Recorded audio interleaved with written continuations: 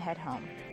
Valentine's Day is coming up, and if you're not dating anyone, you want to have some good luck when it comes to dating. Dr. Wes Crenshaw from Family Psychological Services in Lawrence is back with some tips to help relationships work. It's not really about luck. You really got to work at dating to do it right, don't you? You sure do. It takes a hard, long search, and you have to remember that the purpose of dating is to figure out who you don't belong with, and a lot of folks forget that. They hope it's kind of like weeding out people. It's a weeding process. You're trying to get rid of the people that don't belong, for sure.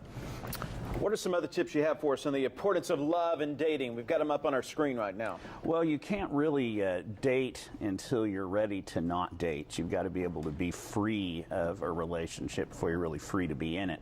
And you can't ever date anybody that you have to be with. This is a problem. People get kind of obsessed with their love and find out that isn't necessarily the best way to operate. Why is that the case? Well, you know, you kind of want to have the freedom to have an authentic choice in a relationship, and the minute you don't have an authentic choice, you are kind of bound to it, and nobody wants to be bound to a relationship if they can help it. So there's some logic involved. It's not just emotion. Absolutely. I think Valentine's Day should change from having a heart that you keep your candy in to a little brain. You need to apply a lot of thinking to dating, not just feel your way through it. Your last one there, teen and young adult dating is a strong predictor of how people will couple later in life. What does that mean? Absolutely correct.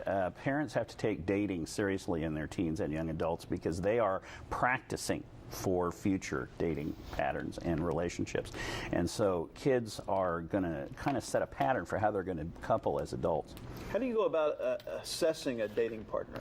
Well, you first of all want to have the brain in gear and always look for somebody that it isn't that you're trying to complete a person. You want to complement them. You want to find somebody that you match well with, like you don't more want like to a change puzzle. a person either. Well, people want to change, but not very much. And couples will change one another, but it's better if you can start out with somebody that's no assembly required.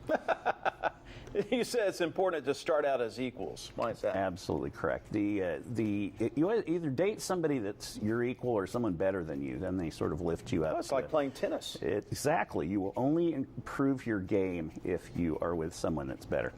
Never ignore red flags at the beginning. And there are a lot of red flags, but sometimes when the emotions or hormones kick in, you don't see them.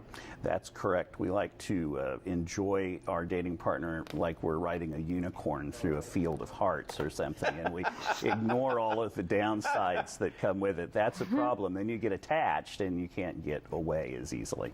All right, you say all relationships, go back to that last one, please.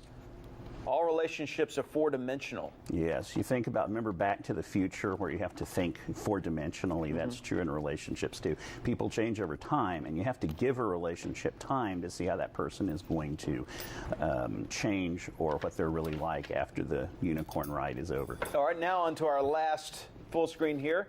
Relationship dynamics. You say the least motivated partner in a couple always has the most power. That's true in any business relationship as well. Correct. Any relationship you have, if you're the highly motivated one, you lose your negotiating position, and that's true in a relationship. So you always want to try to keep motivation as equal as possible, because then you start hearing words like desperation if you are the one who is more motivated. Let's skip to the last one, because you say living together takes you to a whole new and complicated world of roommates. Yeah, everyone thinks that we take the relationship to the next level, and most people will live with their partner before they get married, but the problem is roommating is a chore. It's a problem to be solved, not a romantic, beautiful gesture. And folks go into that thinking it's going to be very sweet and very loving, and it's work. Roommating is work. Yeah. I've been married 28 years, and my wife's not watching this morning, and I can tell you it's work. It's been the 5 happiest years of your life, hasn't it? There you go. There you go. Much Dr. better Crenshaw. than that. That's the joke I use. Aye. I've been married 23 years. All right. Thank you, Dr. Crenshaw is holding a couples workshop. The exact date and location are still being determined, as they say. Haven't got them figured out yet? Not yet. Okay.